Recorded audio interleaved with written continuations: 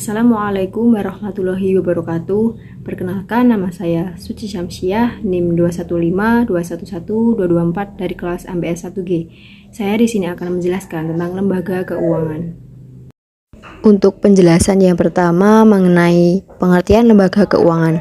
Lembaga keuangan adalah suatu institusi atau badan usaha yang bergerak di bidang jasa keuangan yang menghimpun aset dalam bentuk dana dari masyarakat, lalu menyalurkan dana tersebut untuk pendanaan kegiatan ekonomi dan proyek pembangunan dengan mendapatkan keuntungan dalam bentuk bunga dengan persentase tertentu dari dana yang disalurkan tersebut.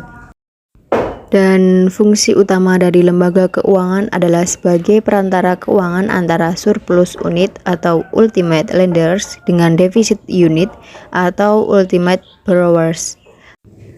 Pada umumnya, lembaga keuangan ini berbentuk perbankan, pialang saham, aset manajemen, modal ventura, koperasi, dana pensiun, asuransi, dan bisnis yang sejenis lainnya. Agar lebih memahami apa arti lembaga keuangan, maka kita dapat merujuk pada pendapat beberapa ahli sebagai berikut. Untuk yang pertama, menurut Ahmad Rodoni, pengertian lembaga keuangan adalah salah satu badan usaha di mana kekayaannya berbentuk aset keuangan atau financial assets maupun non-financial assets. Untuk yang kedua, menurut Dahlan Siamat, pengertian lembaga keuangan adalah badan usaha yang kekayaan utamanya berbentuk aset keuangan dibanding aset non-finansial atau real, di mana lembaga keuangan sudah memberikan kredit atau pembiayaan terhadap nasabah dan menanamkan dananya pada surat yang berharga. Yang ketiga, menurut Kasmir, arti lembaga keuangan adalah wadah setiap perusahaan yang bergerak di bidang keuangan, di mana kegiatan yang dilakukan bisa hanya menghimpun dana saja, atau hanya menyalurkan, atau mungkin bisa kedua-duanya. Dan untuk yang keempat, menurut Undang-Undang Nomor 14 Tahun 1967, Pasal 1, diganti dengan Undang-Undang Nomor 7 Tahun 1992, tentang perbankan. Pengertian lembaga keuangan adalah badan usaha yang kegiatannya menghimpun dana dari masyarakat dan kemudian menyalurkannya kembali kepada masyarakat. Untuk yang kelima, menurut SK Menko RI nomor 792 tahun 1990, pengertian lembaga keuangan adalah semua badan usaha yang bergerak di bidang keuangan di mana kegiatannya menghimpun dana dan menyalurkan dana kepada masyarakat, terutama untuk pembiayaan investasi pembangunan. Untuk yang kedua, manfaat lembaga keuangan. Semua lembaga keuangan memiliki peranan dan manfaat bagi masyarakat. Yang pertama, sebagai pengalihan aset. Salah satu peran pentingnya dari lembaga keuangan adalah melakukan pengalihan aset atau aset transmutation. Aset lembaga keuangan dalam bentuk dana dipinjamkan kepada pihak lain untuk dikelola dalam masa waktu tertentu, sedangkan dana tersebut didapatkan dari simpanan masyarakat yang menabung di bank. Untuk yang kedua, likuiditas. Peran lembaga keuangan berikutnya adalah berhubungan dengan likuiditas atau liquidity atau kemampuan mendapatkan uang tunai saat diperlukan. Untuk yang ketiga, realokasi pendapatan. Manfaat lembaga keuangan lainnya adalah sebagai badan usaha yang dapat melakukan realokasi pendapatan atau income reallocation. Dalam hal ini, lembaga keuangan berperan sebagai tempat realokasi pendapatan agar dapat digunakan di masa depan. Dan yang keempat, transaksi. Lembaga keuangan memiliki peran penting dalam penyediaan jasa dan mempermudah transaksi moneter. 3. Jenis lembaga keuangan. Lembaga keuangan di Indonesia dikelompokkan menjadi dua bagian, yaitu yang pertama, lembaga keuangan bank. Lembaga keuangan bank adalah suatu lembaga intermediasi keuangan, umumnya didirikan dengan kewenangan untuk menerima simpanan uang, meminjamkan uang, dan menerbitkan promes atau yang dikenal sebagai banknot. Lembaga keuangan bank terdiri dari bank sentral, bank umum, bank perkreditan. Bank sentral memiliki peranan penting untuk menjaga kestabilan perekonomian masyarakat. Bank ini dikendalikan oleh Bank Indonesia atau BI. Bank umumnya berfungsi untuk memberikan layanan, jasa keuangan, dan lalu lintas pembayaran. Sedangkan Bank Perkreditan Rakyat atau BPR merupakan badan usaha yang menerima simpanan berbentuk deposito berjangka. Untuk yang kedua, lembaga keuangan bukan bank. Lembaga keuangan bukan bank adalah lembaga keuangan yang memberikan berbagai jasa keuangan dan menarik dana dari masyarakat secara tidak langsung atau non-depository. Beberapa jenis lembaga keuangan non-bank diantaranya adalah perusahaan asuransi, perusahaan leasing, perusahaan dana pensiun, reksadana, bursa efek, pegadaian, perusahaan modal ventura, dan lain-lain. 4. Tujuan lembaga keuangan. Mengacu pada definisi lembaga keuangan di atas, berikut ini adalah beberapa tujuan lembaga keuangan, baik itu bank maupun non-bank. A. Bank menghimpun dana dari masyarakat dengan mengeluarkan dokumen berharga sehingga dana masyarakat lebih aman. B. Bank menyalurkan kembali dana yang terhimpun tersebut untuk digunakan dalam pembiayaan di bidang ekonomi dan pembangunan. C.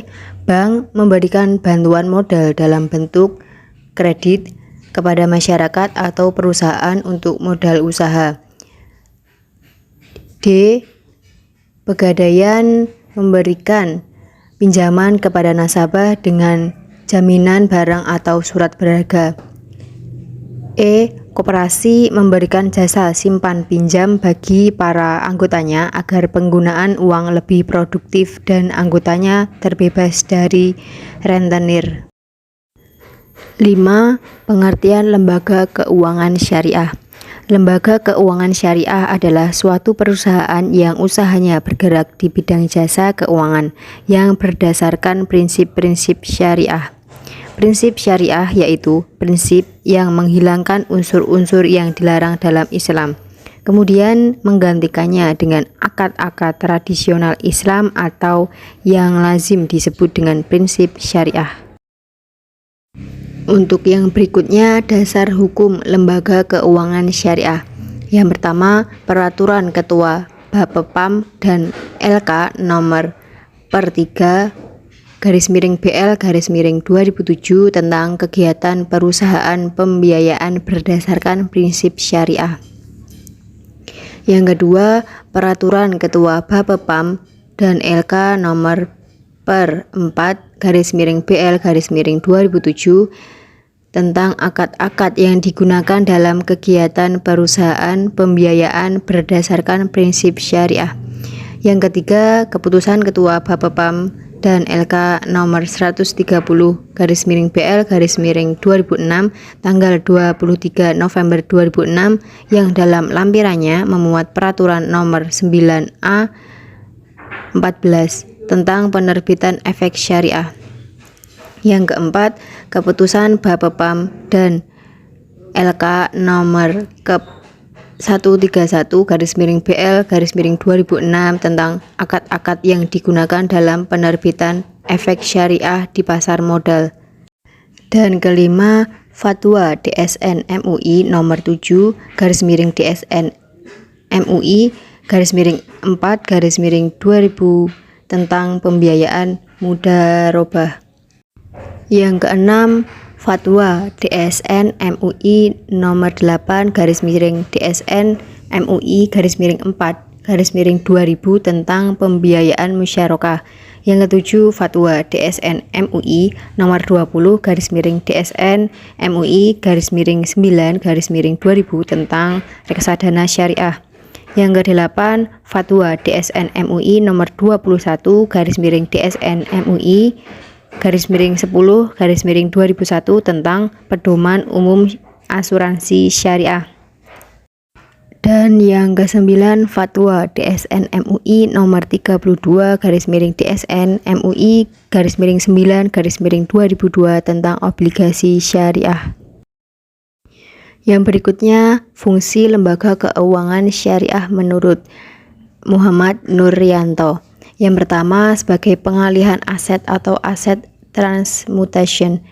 Bank dan lembaga keuangan non-bank akan memberikan pinjaman kepada pihak yang membutuhkan dana dalam jangka waktu tertentu yang telah disepakati berdasarkan prinsip-prinsip syariah. Yang kedua, transaksi atau transaction. Bank dan lembaga keuangan non-bank memberikan berbagai kemudahan kepada pelaku ekonomi untuk melakukan transaksi barang maupun jasa. Yang ketiga, likuiditas atau liquidity. Unit surplus dapat menempatkan dana yang dimiliki dalam bentuk produk-produk berupa giro, tabungan, deposito, dan sebagainya.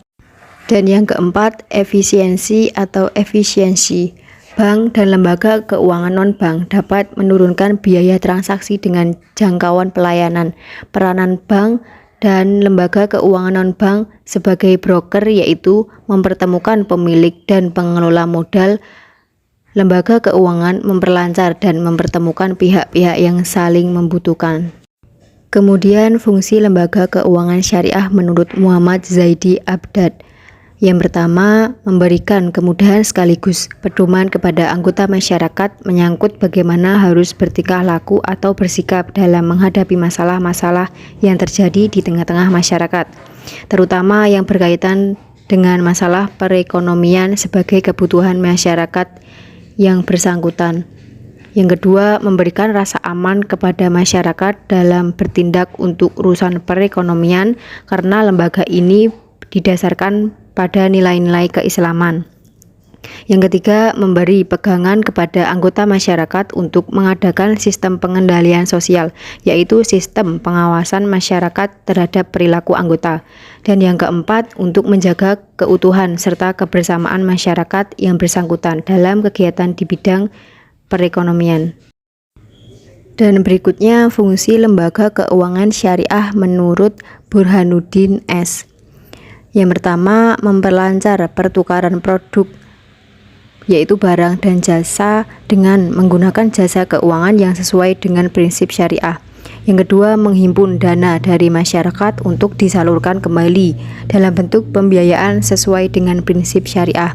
Yang ketiga, memberikan pengetahuan atau informasi kepada pengguna jasa keuangan sehingga membuka peluang keuntungan sesuai prinsip syariah. Yang keempat, lembaga keuangan memberikan jaminan hukum mengenai keamanan dana masyarakat yang dipercayakan sesuai dengan prinsip syariah. Yang kelima, menciptakan likuiditas sehingga dana yang disimpan dapat digunakan ketika dibutuhkan sesuai dengan prinsip-prinsip syariah. Dan yang terakhir, prinsip operasional lembaga keuangan syariah. Prinsip operasional lembaga keuangan syariah yakni berasaskan prinsip syariah, yaitu kegiatan usaha yang tidak mengandung unsur sebagai berikut. Yang pertama, riba, yaitu penambahan pendapatan secara tidak sah atau batil antara lain dalam transaksi pertukaran barang sejenis yang tidak sama kualitas, kuantitas, dan waktu penyerahan atau fadl, atau dalam transaksi pinjam meminjam yang mensyaratkan nasabah penerima fasilitas mengembalikan dana yang diterima melebihi pokok pinjaman karena berjalannya waktu atau nasiah. Yang kedua, maisir, yaitu transaksi yang digantungkan kepada suatu keadaan yang tidak pasti dan bersifat untung-untungan.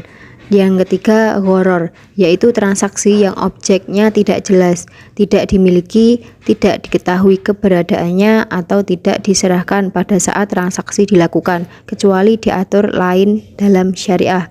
Yang keempat, haram, yaitu transaksi yang objeknya dilarang dalam syariah.